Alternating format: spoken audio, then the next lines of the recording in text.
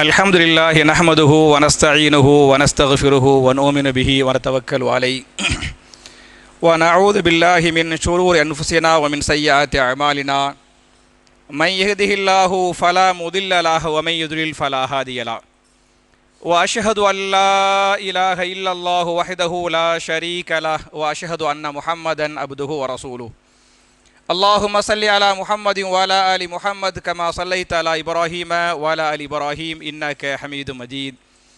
அல்லாஹும்ம பாரிக் அலா முஹம்மதின் வ அலா ஆலி முஹம்மத் கமா பாரக்த அலா இப்ராஹீம வ அலா ஆலி இப்ராஹீம் இன்னக ஹமீதும் மஜீத். அஊது பில்லாஹி மினஷ் ஷைத்தானிர் ரஜீம். பிஸ்மில்லாஹிர் ரஹ்மானிர் ரஹீம்.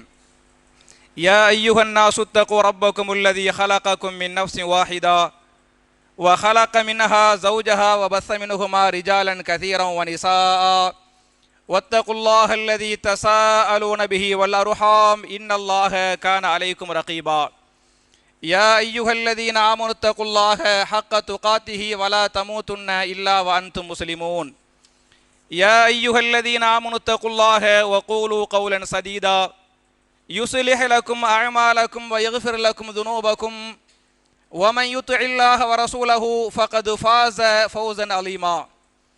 قال رسول الله صلى الله عليه وسلم فإن خير الحديث كتاب الله وخير الهدي هدي محمد صلى الله عليه وسلم وشر الأمور محدثاتها كل محدثة بدعة وكل بدعة ضلالة وكل ضلالة في النار.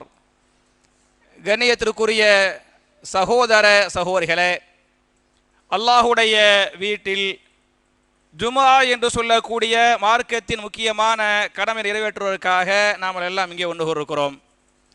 இப்படிப்பட்ட நல்ல சந்தர்ப்பத்தில் இதயத்தின் நோய்கள் என்கிற தலைப்பில் சில விஷயங்களை உங்களோடு பரிமாறிக்கொள்ள நான் ஆசைப்படுகிறேன். என் அருமை சகோதரர்களே, தாய்மார்களே, நம்ம இதுக்கு முன்னால் என்ன பார்த்தோம் அப்படின்னு சொன்னால், மஹஷரில் மனிதனின் நிலை அப்படிங்கிற தலைப்பில் பார்த்துருக்கிறோம். அந்த மஹஷரில் நாம் அல்லாஹ்விடத்தில் வெற்றி பெற வேண்டும், அல்லாஹ்வுடைய உதவி பாதுகாப்பை பெற வேண்டும் என்று சொன்னால் நம்முடைய மனசை சுத்தப்படுத்திக்கிறனோ, உள்ளத்தை சுத்தப்படுத்திக்கிறனே. யாருடைய உள்ளம் சுத்தமாக இருக்கிறதோ அவர்கள் மறுமையில் வெற்றி பெறுவாங்க அப்படிங்கிறத போன வார ஹுத்துபாவில் பார்த்துருக்கிறோம். இந்த வாரம் இதயத்தின் நோய்கள், நம்முடைய இதயங்கள் நோய் உள்ள இதயங்களாக, நம்முடைய இதயங்கள் துருபிடித்த இதயங்களாக, சில பேரை பற்றி அல்லாஹ் பேசுகிற போது இதயமே இல்லாதவர்கள் என்று பேசுகிறான். லிமன் கானலஹு கல்புன், அவங்களுக்கு கல்பே இல்லை, இதயமே இல்லை, இதயம் இல்லாதவர்கள் என்றெல்லாம் கடுமையான வார்த்தைகள் அல்லாஹ் பேசுகிறான். அப்ப யாரை பற்றி இதயம் இல்லாதவங்க அல்லாஹ் சொல்றான், யாருடைய இதயம் துருபிடித்ததாக அல்லாஹ் சொல்றான், யாருடைய இதயத்தில் நோய் இருப்பதாக அல்லாஹ் சொல்றான். அப்படி என்று எது எது நோய்கள், எது எது துருக்கள் என்பதை நாம் அறிந்து கொண்டால் அந்த நோய்களை அகற்றி சுத்தம் பண்ண முடியும். அப்படிங்கிறனால இந்த தலைப்பை எடுத்துக்கிறேன். என் அருமை சகோதரர்களே, தாய்மார்களே, இதயத்துடைய நோயாக முதலில் அல்லாஹ் சொல்வது நயவஞ்சகத்தனம். நயவஞ்சகத்தனம், முனாஃபிக்குத்தனம். இங்கே ஒரு பக்கமாக, அங்கே ஒரு பக்கமாக, இங்கே ஒரு பக்கமாக பேசுவது, அங்கே இன்னொரு பக்கமாக பேசுவது, இங்கே ஒரு முகம் காட்டுவது, அங்கே இன்னொரு முகத்தை காட்டுவது, இந்த நயவஞ்சகத்தனம் இருக்கு பத்தியலா, இதுதான் இதயத்தின் முதல் நோய் என்று திருமறை குர்ஆனிலே பேசுகிறான். திருமறையில் சூரத்துல் பக்கராவுடைய 10வது ஆயத்தில் ஃபீ குலூபிஹிம் மரலுன் ஃபஸாதஹுமுல்லாஹு மரலா வலஹும் அதாபுன் அலீமும் பிமா கானூ யக்திபூன்.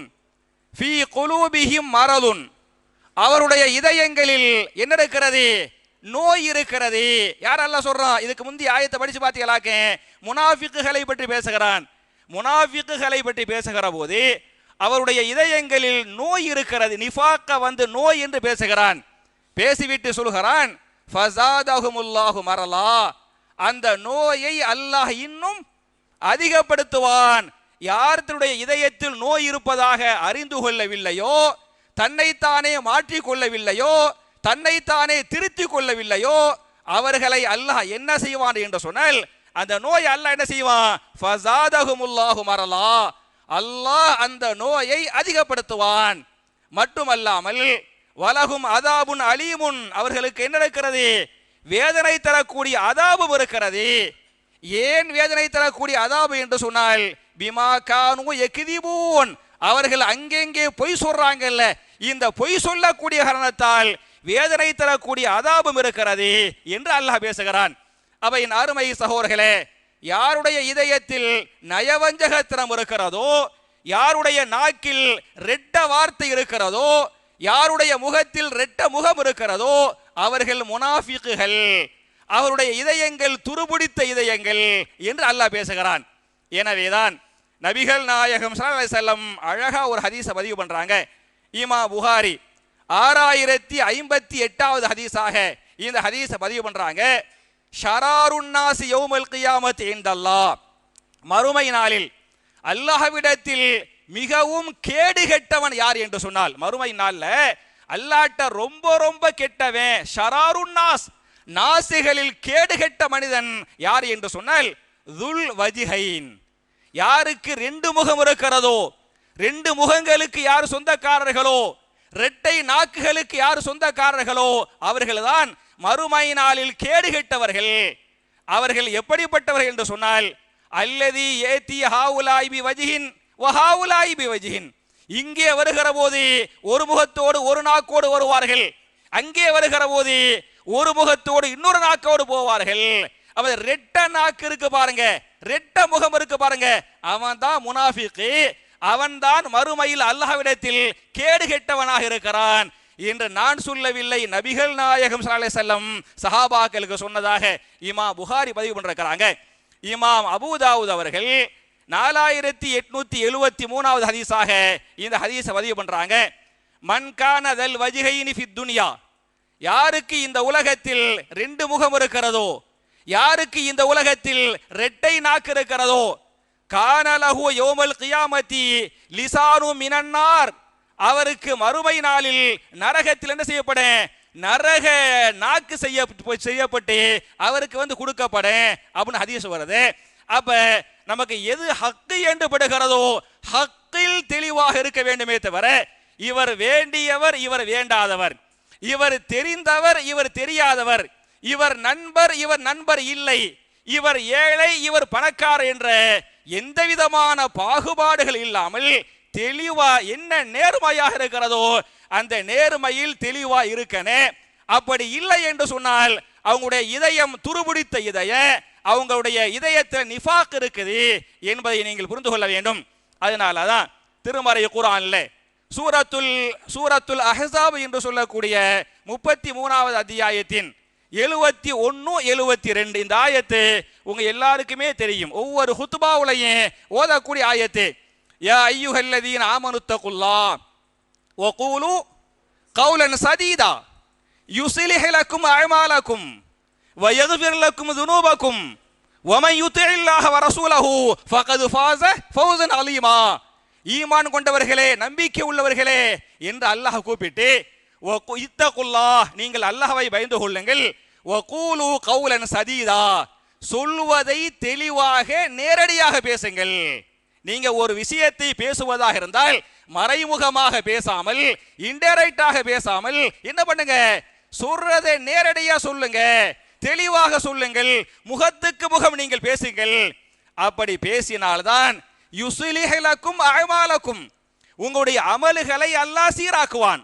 இந்த இடத்தில் அமல்கள் என்று சொன்னால் பிரச்சனைகள், உங்களுடைய பிரச்சனைகளை நேரடியாக பேசிவிட்டால் பிரச்சனை அல்லாஹ் என்ன செய்வான், சரியாக்குவான். வயக்ஃபிர் லக்கும் ذுனூபக்கும், உங்களுடைய பாவங்கள் அல்லாஹ் என்ன செய்வான், மன்னிப்பான் என்று பேசுகிறானே. அப்ப பிரச்சனைகள் சீர்பட வேண்டும் என்று சொன்னால், நம்முடைய பாவங்கள் மன்னிக்கப்பட வேண்டும் என்று சொன்னால் நம்ம நேரடியா பேசனே. எவன் ஒருவன் நேரடியாக பேசவில்லையோ அவன் பிறகு வெளியே பேசுகிறானோ அவன் யாரு, முனாஃபிக்கு என்பதை நீங்கள் புரிந்து கொள்ளுங்கள். அவனை பற்றி திருமறை குர்ஆன்ல சூரத்துன் நிசா என்று சொல்லக்கூடிய 4வது அத்தியாயத்தின் 145வது வசனத்தில் பேசுகிறான், இன்னல் முனாஃபிகீன ஃபித் தர்கில் அஸ்ஃபலி மினன் நார், இப்படிப்பட்ட முனாஃபிக்குகள் தான் நரகத்தின் அடித்தளத்தில் தள்ளப்படுவார்கள் என்று கடுமையான வார்த்தைகளை அல்லாஹ் பயன்படுத்துகிறான். அப்ப என் அருமை சகோதரர்களே, என் அருமை தாய்மார்களே, இந்த உள்ளத்தின் நோய்களில் முதல் நோய் என்ன என்று சொன்னால் என்னவாக இருக்கிறது? நயவஞ்சகத்தன, முனாஃபிக்குத்தன, ரெட்ட முகம் ரெட்ட நாக்கு என்பதை புரிந்து கொள்ளுங்கள். இது முதல் முனாஃபிக்குத்தன, முதல் நோய். இரண்டாவது நோய் என்ன என்று சொன்னால் ஆபாச சிந்தனைகள், ஆபாச பார்வைகள், ஆபாச செயல்பாடுகள். சில பேரை பார்த்தீங்களாக்க எப்ப பார்த்தாலும் கூட எண்ணம் ஆபாச எண்ணங்களாக இருக்கலாம். அது மாதிரி பார்வை என்னவா இருக்கேன்? ஆபாச பார்வையா இருக்கேன். கொஞ்ச நேரம் உட்கார்ந்து பேசினாலே நல்ல விஷயங்களை பேசாம எதை பேசுவாங்க? அசிங்கங்களை பற்றி, கெட்டவைகளை பற்றி, ஆபாசங்களை பற்றி பேசுவாங்க. அப்ப யாருடைய இதயத்தில் ஆபாசம் நிறைந்திருக்கிறதோ அவருடைய இதயங்கள் துருபிடித்த இதயங்கள், நோய் பிடித்த இதயங்கள் என்பதை புரிந்து கொள்ளுங்கள். இதையும் நான் சொல்லவில்லை, திருமறை குர்ஆன்ல அதே சூரத்துல் அஹ்ஸாப் என்று சொல்லக்கூடிய 33வது அத்தியாயத்தின் 31வது வசனத்தில் அல்லாஹ் பேசுகிறான். பெண்களை பற்றி அல்லாஹ் பேசுகிற போது, பெண்களே ஃபலா தஹ்லஅன பில் கவுல் ஃபயத்மா அல்லதி ஃபீ கல்பிஹி மரதுன் வகுல்ன கௌலன் மஅரூஃபா. பெண்களே நீங்கள் அந்நிய ஆண்களிடத்தில் பேசுகிற போது குழைந்து குழைந்து பேச வேண்டாம், சிரித்து சிரித்து பேச வேண்டாம். ஏன்னா எவ்வளவு பெரிய ஆம்பளையா இருந்தாலும் ஒரு பொம்பளை அப்படி சிரிக்கிறா பாருங்க, அவன் நெளிகிறா பாருங்க, அதுல என்னவாயிரேன்? ஊசலாட்ட வந்துறேன், வசுவாசா வந்துறேன், ஷைத்தான் கெட்ட எண்ணத்தை போட்டுருவான். அப்ப பெண்களுக்கு அல்லாஹ் சொல்றான், பெண்களே ஃபலா தஹ்லஅன பில் கவுல், நீங்கள் குழைந்து குழைந்து பேச வேண்டாம். நீங்கள் குழைந்து பேசாமல் சொல்வதை நேரடியாக நீங்கள் சொல்லுங்கள். நீங்கள் குழைந்து ஏன் பேச வேண்டாம் என்று சொன்னால் ஃபயத்மா அல்லதி ஃபீ கல்பிஹி மரதுன், யாருடைய இதயத்தில் நோய் இருக்கிறதோ, யாருடைய இதயத்தில் நோய் இருக்கிறதோ அவன் உங்களை தவறாக எண்ண ஆரம்பித்து விடுவான், தவறாக கணக்கு போட ஆரம்பித்து விடுவான். எனவே ஒரு அந்நிய ஆண் உங்களை தவறாக எண்ணிவிடக் கூடாது என்று சொன்னால் சொல்லுவதை நேரடியாக தெளிவாக சொல்லிவிடுங்கள் என்று அல்லாஹ் பேசுகிறானே. அப்ப யாருடைய இதயத்துல நோய் இருக்குன்னு சொன்னா, இந்த ஆபாச ஒரு பெண்ணிட்ட பேசுறாங்க, பேசும்போது கெட்ட எண்ணங்கள் அந்த மாதிரி இருக்கு பாருங்க, இதெல்லாம் நம்முடைய கல்பு சுத்தம் இல்ல, கல்புல அசுத்தம் இருக்குது, கல்புல நோய் இருக்குது, கல்பை என்ன செய்யணும்? சுத்தப்படுத்தனே என்பதை புரிந்து கொள்ளுங்கள். அப்ப முதல் நோயாக அல்லாஹ் பேசுகிறது நிஃபாக், முனாஃபிக் தானா. இரண்டாவது என்ன? ஆபாச எண்ணங்கள், ஆபாச பேச்சுக்கள், ஆபாச சிந்தனைகள், செயல்பாடுகள். இரண்டாவது நோய். மூணாவது நோயாக அல்லாஹ் பேசுகிற போது எதுவெல்லாம் ஷிருக்குகளோ, எதுவெல்லாம் குஃபுர்களோ, எதுவெல்லாம் பித்அத்துகளோ அவைகளை நோய் என்று அல்லாஹ் பேசுகிறான். ஷிருக்கு பண்றாங்கல்ல, ஷிருக்குக்கு சப்போர்ட் பண்றாங்கல்ல, குஃபுரு பண்றாங்கல்ல, குஃபுருக்கு சப்போர்ட் பண்றாங்கல்ல, பித்அத் பண்றாங்கல்ல, பித்அத்துக்கு சப்போர்ட் பண்றாங்கல்ல, இவர்கள் இதயம் துருபிடித்தவர்கள், இவருடைய இதயங்களில் நோய் இருக்கிறது என்று அல்லாஹ் பேசுகிறான். திருமறை குர்ஆனை நீங்க படிச்சு பார்த்தீங்களாக்க சூரத்து தௌபா, சூரத்து தௌபா என்று சொல்லக்கூடிய 9வது அத்தியாயத்தின் 28வது வசனத்திலே ஷிருக்கை பற்றி அல்லாஹ் பேசுகிற போது, முஷ்ரிக்குகளை பற்றி அல்லாஹ் பேசுகிற போது, இன்னமல் முஷ்ரிகூன நஜசுன், நிச்சயமாக முஷ்ரிக்குகள், நிச்சயமாக ஷிருக்கு பண்ணக்கூடியவர்கள் அசுத்தமானவர்கள். அசுத்தம் என்று சொன்னால் உடல் அசுத்தத்தை எல்லாம் சொல்லவில்லை, உடையின் அசுத்தத்தை எல்லாம் சொல்லவில்லை. எதை பேசுகிறான்? கல்புல அசுத்தம் இருக்குது. இந்த கல்புல அசுத்தம் இருக்கிறனால தான் அவங்க என்ன பண்றாங்க? ஷிருக்கு பண்றாங்க, பித்அத் பண்றாங்க, குஃபுர் பண்றாங்க என்று அல்லாஹ் பேசுகிறானே. அப்ப ஷிருக்கு பண்றவங்க, பித்அத் பண்றவங்க ஒண்ணு இதயத்தின் நோய்கள் என்று அல்லாஹ் சொல்லிவிட்டு, மட்டுமல்லாமல் அவர்கள் அல்லாஹ்வால் சபிக்கப்பட்டவர்கள், அவர்கள் அல்லாஹ்வுடைய ரசூலால் சபிக்கப்பட்ட, யாரெல்லாம் ஷிருக்கு பண்றாங்களோ, யாரெல்லாம் குஃபுர் பண்றாங்களோ, யாரெல்லாம் பித்அத் பண்றாங்களோ, யாரெல்லாம் அதுக்கு சப்போர்ட் பண்றாங்களோ அவங்க எல்லாம் யாரு? அல்லாஹ்வுடைய ரசூலால் சபிக்கப்பட்டவர்கள் என்பதை நீங்கள் புரிந்து கொள்ளுங்கள். என் அருமை சகோதரர்களே, தாய்மார்களே, நாமும் நம்மல்ல சில சகோதரர்கள் தெரிந்தோ தெரியாமையோ அவங்களும் பித்அத் பண்றாங்க. எப்படி பித்அத் பண்றாங்க? நம்ம பள்ளிவாசலை நான் பார்த்திருக்கிறேன். அதாவது இகாமத் சொல்லப்பட்ட பிறகு, இகாமத் சொல்லப்பட்ட பிறகு முஅத்தின் அல்லாஹு அக்பர், அல்லாஹு அக்பர், அஷ்ஹது அல்லா இலாஹ இல்லல்லாஹ், கடைசில லா இலாஹ இல்லல்லாஹ் என்று இகாமத்தை முடிக்கிறாரா இல்லையா? அப்படி இகாமத்தை முடிக்கும் போது நம்மல்ல சில பேர் சஃபில் நின்று கொண்டு என்ன சொல்றோம்? லா இலாஹ சொல்றோமா, சொல்றது இல்லையா? சொல்லுகிறோம். நான் கேட்கிறேன், நபிகள் நாயகம் ஸல்லல்லாஹு அலைஹி வஸல்லம் அவங்க காமத்து பிலால் ரலியல்லாஹு அன்ஹு காமத்து சொன்னாங்களே, அப்ப ரசூலுல்லாஹி ஸல்லல்லாஹு அலைஹி வஸல்லம் காமத்துக்கு பதிலா சொன்னாங்க சஹாபாக்கள் பதிலா சொன்னாங்க, எதற்கு நீங்கள் பதில் சொல்ல வேண்டும்? அதானுக்கு பதில் சொல்ல வேண்டும், அதானுக்கு பதில் சொல்ல வேண்டும். இதா சமிஅத்துமுன் நிதா ஃபகூலு மிஸ்லமா யகூலுல் முஅத்தின். நீங்கள் அதானை பாங்கோசையை கேட்டால் முஅத்தின் என்ன சொல்கிறாரோ அப்படியே திருப்பி சொல்லுங்கள். இல்லா ஹய்யா அல தைன், ரெண்டு ஹய்யாலாக்களை தவிர, ஹய்யா அல ஸலாஹ் ஹய்யா அலல் ஃபலாஹ், தொழுகைக்கு வாருங்கள், வெற்றியின் பக்கம் வாருங்கள் என்று மட்டும் சொல்லுகிற போது நீங்களும் ஹய்யா அல ஸலாஹ், அவர் பள்ளிவாசல உட்கார்ந்துக்கிட்டு ஹய்யா அல ஸலான்னு உங்களை பள்ளிவாசல கூப்பிட்டா நீங்க வீட்டுல உட்கார்ந்துக்கிட்டு ஹய்யா அல ஸலாஹ், நீ வீட்டுக்கு தொழுகைக்கு வாங்கன்னு சொன்னா தப்பா போயிடும். புரிஞ்சா? அப்ப ஹய்யா அல ஸலாஹ் ஹய்யா அல ஃபலாஹ் என்று சொல்லுகிற போது என்ன சொல்லணும்? லா ஹவுல வலா குவத இல்லா பில்லாஹ் என்று பதில் சொல்லிவிட்டு சும்மா சல்லு அலைய, பிறகு என் மீது சலவாத்து ஓதுங்கள், தரூத இப்ராஹிம் என்று சொல்லக்கூடிய சலவாத்து சொல்லுங்கள். அதற்கு பிறகு அல்லாஹும்ம ரப்ப ஹாதிஹி தஅவதி தாம்மா வஸ்ஸலாத்தில் காயிமா ஆதி முஹம்மதல் வசீலத வல் ஃபலீலத வபஅதுஹு மகாம மஹமூதன் அல்லதி வஅத்தஹு என்கிற இந்த துஆவை யார் ஓதிவிட்டார்களோ, பாங்குக்கு பதிலும் சொல்லிவிட்டு சலவாத்தும் ஓதிவிட்டு அப்புறம் துஆவை யார் ஓதுறாங்களோ அவங்களுக்காக ஹல்லத் ஷஃபாஅத்தி, ஹல்லத் ஷஃபாஅத்தி யௌமல் கியாமah, ரசூலுல்லாஹ் சொல்றாங்க, என்னுடைய ஷஃபாஅத் அவர்கள் மீது வாஜிபாகி விட்டது. நான் கண்டிப்பா மறுமையில் அவங்களுக்கு என்ன செய்வேன்? பரிந்துரை. ஏன்னா எனக்காக துவா செஞ்சாங்கல்ல. என்ன துவா கேட்கிறாங்க? ஆதி முஹம்மதல் வசீலத வல் ஃபலீலத, அல்லாஹ் முஹம்மது நபிக்கு இந்த வசீலாங்கிற பதவியை கொடுப்பாயாக, அந்த கண்ணியத்திற்குரிய மகாமே மஹமூத் என்று சொல்லக்கூடிய அந்த உயர்ந்த இடத்தில் அவர்களை சேர்ப்பாயாக. துவா கேட்டோமா இல்லையா?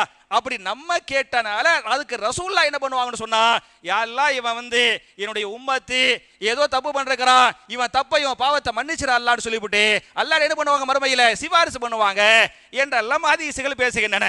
அப்ப பாங்குக்குத்தான் பதில் சொல்ல வேண்டுமே தவிர இகாமத்துக்கு என்ன இல்லை? பதில் இல்லை. ஆனா நம்ம இகாமத்தெல்லாம் அல்லாஹு அக்பர் அல்லாஹு அக்பர்லாம் சொல்ல மாட்டோம். கடைசி வர அந்த ஹய்யா அலல் ஃபலா அது வர, ஏன்னா சர்ன்னு வண்டி ஓடுது பத்தியலா, சர்ன்னு வண்டி ஓடுறதுனால சொல்றதுக்கு நேரம் இருக்காது. லா இலாஹ இல்லல்லாஹ் அப்படின உடனே இவர் லா இலாஹ இல்லல்லாஹ். சில பேர் ரொம்ப படிச்சவங்க ஹக்கல் லா இலா, அவர் அந்த அல்லாஹ்வுக்கே வகுப்படுப்பாரு, ரசூலுல்லாஹ்வுக்கே வகுப்படுப்பாங்க. ஹக்கல் லா இலாஹ இல்லல்லாஹ் என்றெல்லாம் சொல்லுகிறார்களே, இது சரியா? இப்படித்தான் ரசூலுல்லாஹ் சொன்னாங்களா? இப்படித்தான் கத்து கொடுத்தாங்களா? அப்ப யாரு பித்அத் பண்றாங்களோ அவங்களுடைய இதயத்தில் என்ன இருக்குது? நோய் இருக்குது. நம்மளும் தெரிந்தோ தெரியாமலோ இப்படி பித்அத்துகள் பண்ணுகிறோம். அது மாதிரி இன்னொரு பித்அத் என்ன அப்படின்னு சொன்னா, ஒரு சபை முடிகிறது, சபை கலையும் போது ஒரு துஆ இருக்கு பத்தியலா. என்ன துஆ ஓதுனே? சுப்ஹானக்கல்லாஹும்ம சுப்ஹானக்கல்லாஹும்ம வ பிஹம்திக அஷ்ஹது அல்லா இலாஹ இல்லா அன்த அஸ்தக்ஃபிருக வ அத்தூபு இலைக். இதான சபை கலையறதுக்குரிய துஆ. நம்ம மார்க்கத்தில் கூட்டவும் கூடாது குறைக்கவும் கூடாதுல. நம்மளா கூட்டி தொழுவலாமா?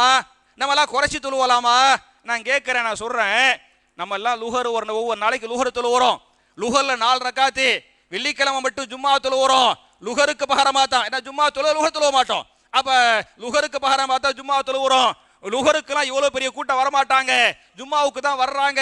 அதனால ஜும்மாவுக்கு லுஹர் மாதிரி என்ன செஞ்சிடலாம்? 4 ரக்காத் தொழுவதெல்லாம் அப்படின்னு நம்ம இமாம் 3ஆம் ரக்காத்துல 2 ரக்காத்து தொழுது உட்கார்ந்து விட்டு சலாம் கொடுக்க 3ஆம் ரக்காத்துல அல்லாஹு அக்பர் என்று எந்திரித்தால் நீங்கள் எல்லாம் சுப்ஹானல்லாஹ் என்று சொல்வீர்களா மாட்டீர்களா? சொல்லுவீங்க இல்ல. ஏன் சொல்றீங்க? எப்ப ரசூலுல்லாஹ் ஜும்மாவுக்கு 2 தாபா தொழு வச்சாங்க, அதுக்கு மேல தொழுவது கூடாதுப்பா சொல்றமா இல்லையா? அது மாதிரி கஃபாரா துஆ இருக்கா இல்லையா? கஃபாரா துஆ என்ன? சுப்ஹானக்கல்லாஹும்ம வ பிஹம்திக அஷ்ஹது அல்லா இலாஹ இல்லா அன்த அஸ்தக்ஃபிருக வ அத்தூபு இலைக். இதானே கஃபாரா துஆ. ஆனா நம்மள என்ன பண்றோம்னு சொன்னா, கஃபாரா துஆ என்ன? என்னது? சுப்ஹானல்லாஹி வ பிஹம்திஹி. இவரா எக்ஸ்ட்ரா சுப்ஹானல்லாஹி வ பிஹம்திஹி. அல்லாஹ்வே சொல்லல, அல்லாஹ்வுடைய ரசூலே சொல்லல, இவரா சுப்ஹானல்லாஹி பிஹம்திஹி போட்டுவிட்டு அப்புறம் இந்த துஆ ஒழுங்கா ஓதி முடிச்சுவிட்டு அப்புறம் சும்மா எந்திரிச்சு போறது இல்ல. சுப்ஹானக ரப்பிக ரப்பில் இஸ்ஸத்தி அம்மா யசிஃபூன் வஸலாமுன் அல் முர்சலீன் வல்ஹம்துலில்லாஹ். இது குர்ஆனுடைய ஆயத்து தான், சூரத்து சாஃபாத்துடைய கடைசி 3 ஆயத்து. நான் கேட்கிறேன், ரசூலுல்லாஹி ஸல்லல்லாஹு அலைஹி வஸல்லம் எத்தனையோ மஷூராக்கள் பண்ணாங்களே, அந்த மஷூராக்களை முடித்து போகிற போது இதை ஓதுனாங்களா? இல்லையே. அப்ப என்ன ரசூலுல்லாஹ் ஓதுனாங்களோ அப்படியே ஓதிட்டு போகணுமே தவிர கூட்டுறோம் பாருங்க. இது யாருடைய தன்மை? இது முனாஃபிகின் தன்மை. உள்ளத்துல நோய் இருக்கு பாருங்க, இந்த இந்த நிஃபாக்குடைய தன்மை தான் கூட்டுவான் குறைப்பான் அப்படிலாம் ஹதீஸ் வருது. அதே மாதிரி எத்தனையோ பள்ளிவாசல்ல கூட்டுத்துவா ஓராங்கல்ல, அது பிதாத்து இல்லையா? பிதாத்து. அப்ப என் அருமை சகோதரர்களே, முதல் உள்ளத்தின் நோய் என்பது நயவஞ்சகத்தனம், இரண்டாவது உள்ளத்தின் நோய் என்பது ஆபாச எண்ணங்கள், ஆபாச செயல்பாடுகள். மூணாவது என்ன நோய்? குஃபுரு, ஷிருக்கு, பிதஅத்து, அதை செய்யறது சப்போர்ட் பண்றது. புரிஞ்சா? மூணாவது நோய். நாலாவது நோய் என்ன என்று சொன்னால், எதை எடுத்தாலும் சந்தேகம். சில பேரை பார்த்தீங்களாக்க அவங்க பார்வையே சந்தேக பார்வையா இருக்கு. ஏதோ நியாயமான காரணத்தோடு சந்தேகப்பட்ட தனி விஷயம். புரிஞ்சா? ஒரு நியாயம் இருக்குது, தப்பு பண்றான், ஏற்கனவே கடன் வாங்கினா, கடன் தரல, அடுத்த ஆள்கிட்ட போய் கேட்கறான் அப்படின்னு சொன்னா, இவன் நம்மளை ஏமாத்துற மாதிரி அவனை ஏமாத்த போறான். ஒரு சந்தேக பார்வை. நம்மள்ட்ட வாங்கினான்ல, நம்மள்ட்ட வாங்கி ஒரு மாசம்னா, ஒரு வருஷம் ஆயிடுச்சு தரல, ஏமாத்திட்டே போறான், அடுத்த ஆள்கிட்ட போய் கேட்கறான் அப்படின்னு சொன்னா, இவன் நம்மளை ஏமாத்துற மாதிரி அவரை ஏமாத்த போறான். இந்த சந்தேகம் வர, இந்த சந்தேகத்தில் நியாயம் இருக்கிறது.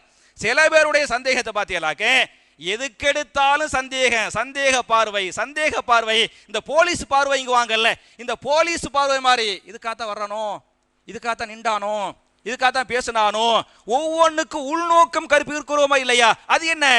அது தப்பு. அது உள்ளத்தின் நோய் உள்ளவங்க தான் செய்வாங்க, இப்படி பண்ணுவாங்க. மிகச்சிறந்த ஒரு சஹாபி இப்னு உமர் ரலியல்லாஹு அன்ஹு. இப்னு உமர் ரலியல்லாஹு அன்ஹு சொல்றாங்க, நம்முடைய பேச்சை ஒருவர் கேட்கவில்லை என்று சொன்னால் நம்ம நினைக்கணுமா அவர் காதுல உழுவல. புரிஞ்சா? நம்ம சலாம் சொல்றோம், அவர் சலாத்துக்கே பதில் சொல்லாம போயிட்டாரு. சலாம் சொல்லுவது சுன்னத்து, பதில் சொல்லுவது ஃபர்ல். புரியுதா? சலாம், ஒரு முஸ்லிமை பார்த்து சலாம் சொல்லுவது என்ன? அஸ்ஸலாமு அலைக்கும் என்று சொல்லுவது சுன்னத்து. அப்படி அஸ்ஸலாமு அலைக்கும் என்று சொல்லிவிட்டால் வலைக்குமுஸ் ஸலாம் வரஹ்மத்துல்லாஹி வபரகாத்துஹு, எவ்வளவு அவர் சண்டைக்காரர், மோசமானவர், பிரச்சனை எவ்வளவு ஆளா இருந்தாலும் சலாம் சொல்லிட்டாரா, பதில் சொல்லுவது என்ன? ஃபர்ல். பதில் சொல்லுவது ஃபர்ல். அப்ப இப்னு உமர் சொல்றாங்க, ஒரு ஆள் பதில் சொல்லாம போயிட்டான்னு வைங்கள, நம்ம நினைக்கணும் ஒருவேளை அவருக்கு காதுல கேட்காம இருந்திருக்கும், காதுக்கு கேட்காம இருந்திருக்கு என்று நல்லெண்ணம் கொள்ள வேண்டுமே தவிர எந்த எண்ணம் கொள்ளக்கூடாது, தப்பெண்ணம் கொள்ளக்கூடாது, சந்தேகப்படக்கூடாது என்று பெரிய சஹாபி சொல்றாங்களே.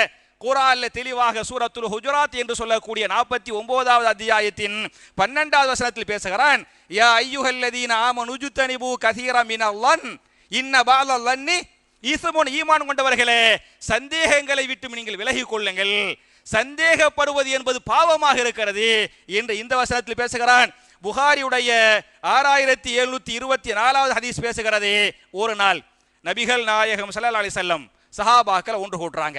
சஹாபாக்களை ஒன்று கூட்டி சஹாபாக்களுக்கு சொன்னார்கள், என் அருமை சஹாபாக்களே, ஈயாக்கும் வல்லன்ன, ஈயாக்கும், நான் உங்களை எச்சரிக்கை செய்கிறேன், நான் உங்களை எச்சரிக்கை செய்கிறேன்.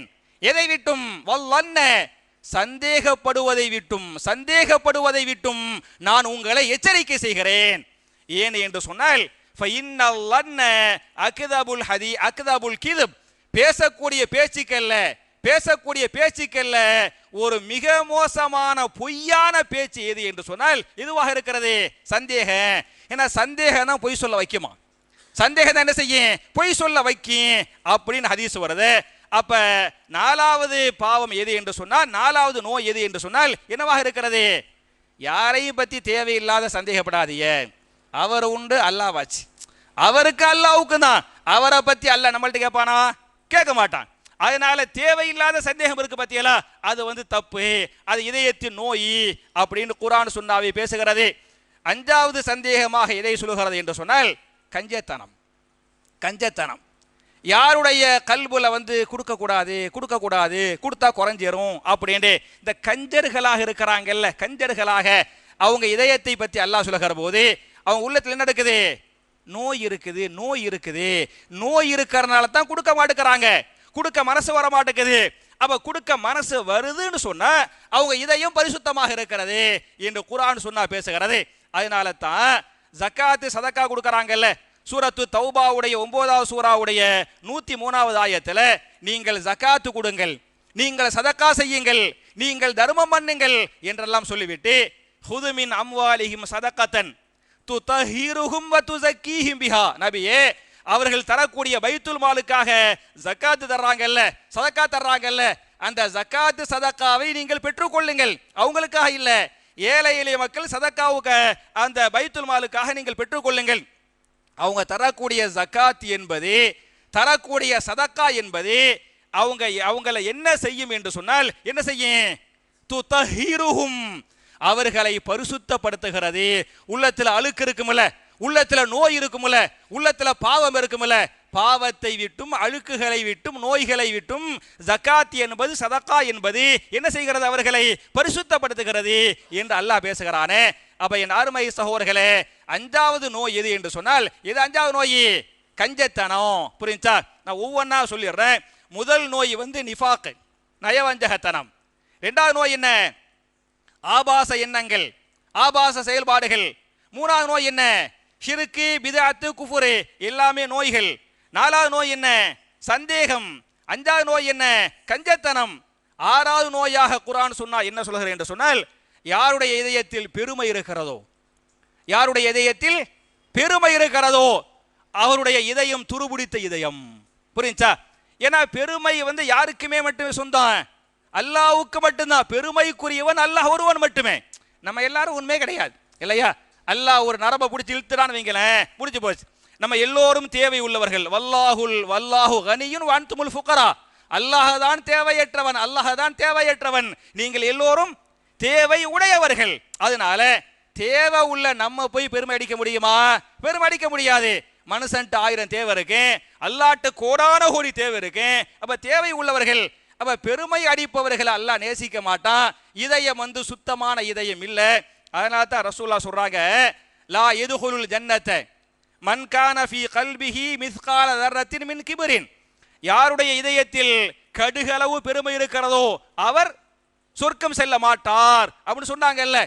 அப்ப சஹாபாக்கள் கேட்கறாங்க, யா ரசூலல்லாஹ், நாங்க அழகான ஆடை உடுத்துகிறோம், எங்களுடைய துணி அழகான ஆடையாக இருக்கிறது, அழகான செருப்பு போடுறோம், அதுவும் பெருமையின் வெளிப்பாடா அப்படின்னு கேட்கறாங்க சஹாபாக்கள். ரசூலுல்லாஹ் சொல்றாங்க, இன்னல்லாஹ ஜமீலுன் யுஹிப்புல் ஜமால. நிச்சயமாக அல்லாஹ் அழகானவன், அவன் அழகை விரும்புகிறான். நீங்க அழகான ஆடை உடுத்துறிய பத்தியலா, அதெல்லாம் பெருமை கிடையாது. அழகான செருப்பு போடுறோம் பத்தியலா, அதெல்லாம் என்ன இல்லை, பெருமை இல்லை. பெருமை என்றால் என்ன என்று சொன்னால், பதாருல் ஹக்கி வகம்துன் நாஸ், உண்மையை ஏற்க மறுப்பது, ஹக்கை ஏற்க மறுப்பது. இவன் சொல்லி நான் கேட்கிறதா? இவர் பணக்காரா இருப்பார், இவர் செல்வம் செல்வாக்கு உடையவராக இருப்பார், இவர் அதிகாரம் உள்ளவராக இருப்பார், இவர் அந்தஸ்து உள்ளவராக இருப்பார். இவருக்கு தெரியாத ஒன்றை, ஒரு கரெக்டான ஒன்றை ஒரு ஏழை சொல்லலாம், இவருக்கு கீழே வேலை செய்யக்கூடிய ஒருவர் சொல்லிவிடலாம். அப்ப அவர் சொல்றதை நான் ஏத்துக்கிறதா? உள்ள மனசாட்சி கரெக்ட்னு சொல்லுவோம், மனசாட்சி கரெக்ட்னு சொல்ல. ஆனா மனசாட்சி கரெக்ட்னு சொல்லியும் இவர் சொல்லி நான் கேட்க மாட்டேன், ஏத்துக்கிற மாட்டேன் அப்படின்னு உண்மையை ஏற்க மறுக்கிறோமா இல்லையா? இப்படி உண்மையை ஏற்க மறுப்பதும் கம்துன் நாஸ், மக்களை நம்மை விட தாழ்வாக நினைப்பது. நம்ம அல்லாத அடுத்தவங்களை பார்த்தியலாக்க, பணக்காரவங்களை பார்த்தா அப்படி ஒரு மாதிரியா பார்ப்பாங்க, பார்க்கறவங்க இல்லையா? பணக்காரவங்கன்னு சொன்னா அவங்களுக்குன்ற ஒரு மதிப்பு, அவங்களுக்குன்னு ஒரு பேச்சு. பணக்காரர் பேசினா பேச விடுவாங்க, பணக்காரர் பேசினா அந்த பேச்சுக்கு வெயிட் இருக்கு. அந்த ஏழையாக விட்டால் அந்த பேச்சையும் விட மாட்டாங்க, அந்த பேச்சுக்கு வெயிட் இருக்காது.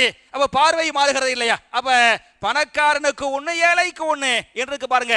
அப்ப நம்ம என்ன நினைக்கிறோம்னு சொன்னா, நம்மளை விட பணக்காரரா, அவரை மதிக்கணும், அவர் பேச்சை கேட்கணும், அவரை பேச உடனே. இவர் நம்மளை விட கீழே உள்ளவரை ஏழையா, இவரை மதிக்கிறது இல்லை, கம்மியா தான் மதிக்கணும், பேச்சை கேட்க கூடாது அப்படிங்கிற பத்தியெல்லாம் இது அகம்துன் நாஸ். அப்ப நம்மளை விட மக்களை தாழ்வாக எண்ணுகிறோமா இல்லையா? நம்மை விட மக்களை தாழ்வாக நடத்துகிறோமா இல்லையா? இது எந்த வெளிப்பாடு? பெருமையின் வெளிப்பாடு. அப்ப ஹக்கை, உண்மையை ஏற்க மறுப்பதும் மக்களை நம்மை விட கீழ்த்தரமாக நினைப்பதும் பெருமையின் வெளிப்பாடாக இருக்கிறது என்று ஹதீஸ் பேசுகிறது. இப்ப யார்கிட்ட கல்புல பெருமை இருக்கிறதோ அவங்க இதயம் சுத்தமான இதயம் இல்லை, அழுக்கு பிடிச்ச இதய. அந்த அழுக்கை சுத்தம் பண்ணவில்லை என்று சொன்னால் எங்க போக முடியாது? சொர்க்கத்துக்கு போக முடியாது என்று ஹதீஸ் பேசுகிறது. நான் ஒரே ஒரு வரலாறை சொல்லி நான் முடிக்க வேண்டும் என்று சொன்னால், முக்கியமான ஒருத்தவங்க, அவங்களுடைய பேர் என்ன என்று சொன்னால் ஃபாத்திமா பின்த் அப்துல் மலிக். ஃபாத்திமா பின்த் அப்துல் மலிக் யார் என்று சொன்னால் நீங்க கேள்விப்பட்டிருப்பீங்க, உமர் பின் அப்துல் அசீஸ் ரஹிமஹுல்லாஹு அலைஹி. கேள்விப்பட்டிருக்கிறீல்ல? உமர் பின் அப்துல் அசீஸ் ரஹிமஹுல்லாஹு அலைஹி. இவர் ஒரு மன்னர். ஹிஜ்ரி 99 ஹிஜ்ரி 100 எல்லாம் மத்தியலாக்க ஏறக்குறைய இந்த உலகத்தின் முக்கால்வாசி பகுதியை ஆண்ட மன்னர் யாரு? பனு உமையாவுடைய முக்கியமான மன்னர் மட்டுமல்லாமல் பெரிய ஒரு இமாம். இன்னைக்கு நம்ம சஹீஹுல் புகாரி என்று பேசுகிறோமே, முவத்தா இமாம் மாலிக் என்று பேசுகிறோமே, முர்சத் அகமது என்று பேசுகிறோமே, இதற்கெல்லாம் காரணகர்த்தா யார் என்று சொன்னால் யார் தான் காரணகர்த்தா? இந்த உமர் பின் அப்துல் அசீஸ் ரஹிமஹுல்லாஹு அலைஹி. இவங்க பெரிய மன்னராகவும் இருந்தாங்க. இவங்களுடைய மனைவியுடைய பேர் என்ன என்று சொன்னால் ஃபாத்திமா பின்த் அப்துல் மலிக். இந்த ஃபாத்திமா பின்த் அப்துல் மலிக் உடைய நான் சிறப்பை நான் சொல்ல வேண்டும் என்று சொன்னால், ஒன்று, இவருடைய கணவர் மன்னர், அப்படித்தானே? இவங்களுடைய ஃபாத்திமாவுடைய கணவர் யாரு? மன்னர். ஒன்று. ரெண்டாவது பார்த்தீங்களாக்க கணவர் மட்டும் மன்னர் அல்ல, அவங்க வாப்பாவும் மன்னர். அபூஹா மலிக், அப்படியே வரலாறு வரும். அபூஹா மலிக், அவங்க வாப்பாவும் மலிக் மன்னரா இருந்தாரு. வாப்பா யாரு? அப்துல் மலிக். ஃபாத்திமா பின்த் அப்துல் மலிக். அப்துல் வாப்பாவும் வீட்டுக்காரரும் மன்னருங்க, வாப்பாவும் யாரு? மன்னர். ஜத்துஹா மலிகுன், வாப்பாவுடைய வாப்பா இருக்கிறார்ல யாரு? மர்வான் பின் ஹக்கம். வாப்பாவுடைய வாப்பா மர்வான் பின் ஹக்கம் மன்னரே. அப்ப வாப்பா மன்னர், மன்னருடைய மகள், மன்னரின் பேத்தி, மன்னரின் மனைவி, அகவாஹா மலிகானி, அவருடைய 2 சகோதரர்களும் மலிக்குகளாக மன்னர்களாக இருந்தார்கள். இந்த 2 சகோதரர்கள், ஒன்னு வலீது பின் அப்துல் மலிக், இரண்டாவது சுலைமான் பின் அப்துல் மலிக். வலீது பின் அப்துல் மலிக் இவங்களுடைய அண்ணன், சொந்த அண்ணன் மன்னராக இருந்தாரு. அவர் மௌத்துக்கு பிறகு அடுத்த சின்ன அண்ணன் என்ன செஞ்சாரு? சுலைமான் பின் அப்துல் மலிக் மன்னராக இருந்தாரு. அப்ப அண்ணன் தம்பிகள் மன்னரு, வாப்பா மன்னரு, வாப்பாவுடைய வாப்பா மன்னரு, வீட்டுக்காரர் மன்னரு. இவங்க சொல்றாங்க தன்னை பற்றி, தன்னுடைய வரலாறுகளை பற்றி, எங்க வீட்டுக்காரர், எங்க வீட்டுக்காரர், வீட்டுக்காரன் யாரு? உமர் பின் அப்துல் அசீஸ் ரஹிமஹுல்லாஹு அலைஹி. ஒரு நாள் கொஞ்சம் ஜும்மாவுக்கு கொஞ்சம் லேட்டா வந்தாங்க, ஜும்மாவுக்கு கொஞ்சம் லேட்டா போயிருக்கிறாங்க. அப்படி லேட்டாக போகும்போது என்னுடைய சகோதரர் கேட்டாரு, உங்க வீட்டுக்காரர் மன்னாராயிருச்சு, கரெக்டா ஜும்மாவுக்கு வர வேண்டாமா, அவரே லேட்டா வரலாமா அப்படின்னு எங்க வீட்டுக்கு கேட்டார். எங்க வீடு அப்ப எப்படி இருந்துச்சு சொன்னா, ஒரு ஓலை குடிசை வீடு, பெரிய பங்களாவெல்லாம் கிடையாது. மழை பெஞ்சா உள்ள தண்ணி வரும், மழை பெஞ்சா என்ன செய்யும்? உள்ள தண்ணி வரும். வானத்தை அண்ணாந்து பார்த்தா, வீட்டுல இருந்து வானத்தை மேல பார்த்தோமாக்க என்னவே தெரியும்? வானமே தெரியும். எல்லாரும் மன்னர், மன்னர், வீட்டுக்காரர் மன்னரு, வாப்பாவுடைய வாப்பா, 50 பேர் மன்னருங்க, எல்லாமே தெரியுது. அந்த ஏழை குடிசைக்குள்ள எங்க அண்ணன் வந்தாரு. எங்க அண்ணன் கேட்டாரு, உங்க வீட்டுக்காரர் லேட்டா வர்றாரு ஜும்மாவுக்கு, இந்த ஜும்மாவுக்கு அப்படின்னு கேட்டாரு. அதுக்கு நான் சொன்னேன், எங்க வீட்டுக்காரர்கிட்ட ஜும்மாவுக்கு வர்றதுக்குரிய அந்த ஆடை இருக்கு பத்தியலா, அந்த ஆடை ஒரே ஒரு ஆடை தான் எங்க வீட்டுக்காரருக்கு இருக்குது. அதை துவைச்சு போட்டாரு. அது காயனு பத்தியலா, வேற ஆடையை உடுத்திக்கிறாரு. அந்த வேற நார்மல் ஆடையை உடுத்தி கொண்டு ஜும்மாவுக்கு வர முடியுமா? மிம்பர்ல ஏற முடியுமா? குத்துபா கொடுக்க முடியுமா? அது சங்கடகமா இருக்குமில்ல. அதனால காய போட்டாரு. அது காயறதுக்கு கொஞ்சம் லேட் ஆயிருச்சு. காஞ்ச பிறகு உடுத்திக்கிட்டு வர்றாரு. இதுதான் எங்களுடைய வசதி வாய்ப்பாக இருக்கிறது என்று சொல்றது யாரு? சொல்றது யாரு? ஃபாத்திமா பின்த் அப்துல் மலிக் ரஹிமஹுல்லாஹு அலைஹா இவங்க சொல்றாங்கன்னு சொன்னா, எதுக்கு நான் சொல்ல வரேன்னு சொன்னா, இவங்க எல்லாம் நினைச்சிருந்தா பெரிய பெரிய கோட்டையில் வாழ்ந்திருக்க முடியுங்க. வாப்பா மன்னரு, வாப்பாவுடைய வாப்பா மன்னரு, வீட்டுக்காரர் மன்னரு, 2 அண்ணன் தம்பிகள்லாம் மன்னராக இருந்தாங்க. ஆனாலும் எந்த விதமான பெருமையும் இல்லாமல் நமக்கு அல்லாஹ் இந்த ரிஸ்கை தான் கொடுத்தான், இந்த ரிஸ்க்கு தான் அல்லாஹ் கொடுத்தான், இதை வச்சு வாழ்க்கையை ஓட்டலாம் அப்படின்னு நினைக்கிறாங்க. ஒரு கட்டத்தில் பார்த்தீங்களாக்க அவங்க மகனுக்கு ஒரு துணி வாங்குறதுக்கு அவங்க கையில காசு இருக்காது. அவங்க மன்னராக இருந்து கொண்டு நிதி அமைச்சராக இருப்பாங்க. அவர்கிட்ட போய் மன்னருக்குன்னு சொல்லிட்டு நீங்க மாசம் மாசம் சின்ன ஒரு அமௌண்ட் சம்பளம் தர்றீங்க, எனக்கு அடுத்த மாசத்துக்குரிய சம்பளத்தை இப்பவே கொடுத்துருங்க கேட்கறாங்க ஹலீஃபா. அடுத்த மாசத்துக்குரிய சம்பளத்தை இப்பவே கொடுத்துருங்க, என் பிள்ளைக்கு துணிமணி வாங்கினே அப்படின்னு கேட்கறாங்க. அதுக்கு இவருக்கு கீழே இருக்கக்கூடிய நிதி அமைச்சர் சொல்லுவாரு, நான் அடுத்த மாசத்துக்குரிய சம்பளத்தை இப்பவே தந்துருவேன், ஆனா நான் அடுத்த மாசம் வர ஹயாத்தா இருப்பேன்னு உத்தரவாதம் கொடுத்தால் நான் சம்பளத்தை கொடுத்துறேங்கிறார். புரியுச்சா? நீங்க அடுத்த மாசம் ஹயாத்தா இருப்பேன், அடுத்த ஒரு மாசத்துக்கு இந்த மன்னர் வேலையை பார்ப்பேன், தாவா வேலையை பார்ப்பேன் அப்படின்னு கேரண்டி கொடுத்தா நான் என்ன செய்வேன்? சம்பளத்தை தர்றேன் அப்படின்னு அவர் சொன்னாரு. இவர் இல்ல வேண்டாம் அப்படின்னு வந்துட்டாரு என்றெல்லாம் வரலாறு பேசுகிறது. அப்ப என் அருமை சகோதரர்களே தாய்மார்களே, எதுக்கு இதெல்லாம் சொல்ல வர்றேன்னு சொன்னா, அப்ப அவங்க எல்லாம் எப்படி பெருமை இல்லாமல் எளிமையா வாழ்ந்திருக்கிறாங்க, அல்லாஹ்வுக்காக வாழ்ந்திருக்கிறாங்கிறதுக்கு இந்த வரலாறுகள் தெளிவான சான்றுகள். எனவே அல்லாஹ் சொல்லுவது போன்று ஃபீ குலூபிஹிம் மரதுன் ஃபஸாதஹுமுல்லாஹு மரதா வலஹும் அதாபுன் அலீமும் பிமா கானூ யக்திபுன் என்று பேசுகிறானே, அவருடைய இதயங்கள் நோய் இருப்பதாக. அந்த நோய் என்ன நோய் என்பதை நம்மை நாமே விசாரித்துக் கொள்ள வேண்டும், நம்மை நாமே மாற்றிக்கொள்ள வேண்டும், நம்மை நாமே திருத்திக் கொள்ள வேண்டும். எப்படி நபிகள் நாயகம் ஸல்லல்லாஹு அலைஹி வஸல்லம் அவங்களுடைய இதயங்களை பரிசுத்தமான இதயமாக அல்லாஹ் ஆக்கி வைத்தானோ, அதே போன்று நம்முடைய கல்புகளை பரிசுத்தமான கல்புகளாக அல்லாஹ் ஆக்கி அருள்வானாக என்ற துஆவோடு முடிக்கிறேன். ரப்பனா ஆத்தினா ஃபித் துன்யா ஹஸனத்தன் வ ஃபில் ஆখিরাতি ஹஸனா வ கினா அஸாபன்னார்.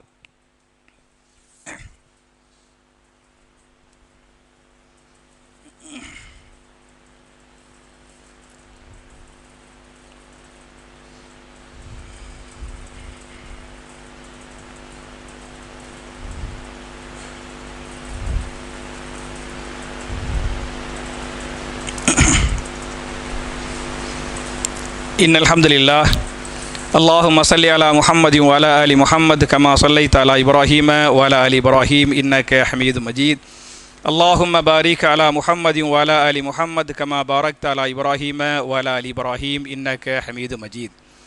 அன்பிற்குரிய சகோதரர்களே தாய்மார்களே, என்னுடைய 2வது குத்துபாவில் வழக்கமாக துஆக்களை பற்றி பார்த்து கொண்டிருக்கிறோம். இந்த வாரத்துக்குரிய துஆ என்ன என்று சொன்னால், நம்முடைய கல்பில் இறையச்சம் ஏற்பட வேண்டும் என்று சொன்னால் நாம் கேட்க வேண்டிய துஆவை இமாம் முஸ்லிம் அவர்கள் 5266வது ஹதீஸாக இந்த துஆவை பதிவு பண்றாங்க. அல்லாஹும்ம இன்னி அஊது பிக மின் இல்மின் லா யன்ஃபஉ வ மின் கல்பின் லா யக்ஷஉ வ மின் நஃப்ஸின் லா தஷ்பஉ வமின் தாவத்தின் லா யுஸ்தஜாபு லஹா என்கிற துஆவை நீங்கள் அதிகமாக கேளுங்கள். இந்த துஆவுக்குரிய பொருள் என்ன என்று சொன்னால், அல்லாஹ்வே பயனற்ற கல்வியை விட்டும், இறையச்சமில்லாத கல்வை விட்டும், திருப்தி அடையாத உள்ளத்தை விட்டும், ஏற்கப்படாத துஆக்களை விட்டும் நான் உன்னிடத்தில் பாதுகாப்பு தேடுகிறேன் என்ற அற்புதமான துஆ. என் அருமை சகோதரர்களே, என் அருமை தாய்மார்களே, அல்லாஹும்ம இன்னி அஊது பிக மின் இல்மின் லா யன்ஃபஉ வ மின் கல்பின் லா யக்ஷஉ வ மின் நஃப்ஸின் லா தஷ்பஉ வ மின் தஅவத்தின் லா யுஸ்தஜாபு லஹா என்கிற துஆ உள்பட நபிகள் நாயகம் ஸல்லல்லாஹு அலைஹி வஸல்லம் என்னென்ன துஆக்களை எல்லாம் சொன்னாங்களோ, அந்த துஆக்களை எல்லாம் சஹாபாக்கள் சமிஅனா வ அதானா என்று எப்படி அந்த துஆக்களை மனப்பாடம் பண்ணாங்களோ, துஆக்களை ஓதுனாங்களோ, துஆக்களை கேட்டாங்களோ, துஆக்களை எடுத்து பிற மக்களுக்கு பிரச்சாரம் பண்ணாங்களோ, அது போன்ற நன்மக்களாக நாம் எல்லோரையும் அல்லாஹ் ஆக்கி நம்முடைய பாவங்களை மன்னித்து நம்முடைய இபாதத்துகளை அல்லாஹ் அங்கீகரித்து அல்லாஹ்வால் பாதுகாக்கப்பட்ட சமுதாயமாக ஒட்டுமொத்த இஸ்லாமிய உம்மத்தையும் அல்லாஹ் ஆக்கி நாளை மறுமையில் மிக உயர்ந்த சொர்க்கமாகிய ஜன்னத்துல் ஃபிர்தௌஸ் என்று சொல்லக்கூடிய அந்த சொர்க்கத்திலே நபிமார்கள், சித்தீக்கின்கள், சுஹதாக்கள், சாலிஹீன்களோடு இது போன்று குடும்பமாக நாம் எல்லோரையும் அல்லாஹ் ஒன்று சேர்த்து வைப்பானாக என்ற துஆவோடு முடிக்கிறேன். அல்லாஹும்ம அஇஸ்ஸல் இஸ்லாம வல் முஸ்லிமீன் வ அதில்ல ஷிர்க வல் முஷ்ரிகீன் ரப்பனா ஆத்தினா ஃபித் துன்யா ஹஸனத்தன் வ ஃபில் ஆখিরাতি ஹஸனா வ கினா அஸாபன்னார் வ ஆகிரு தஅவானா அனில் ஹம்துலில்லாஹி ரப்பில் ஆலமீன்.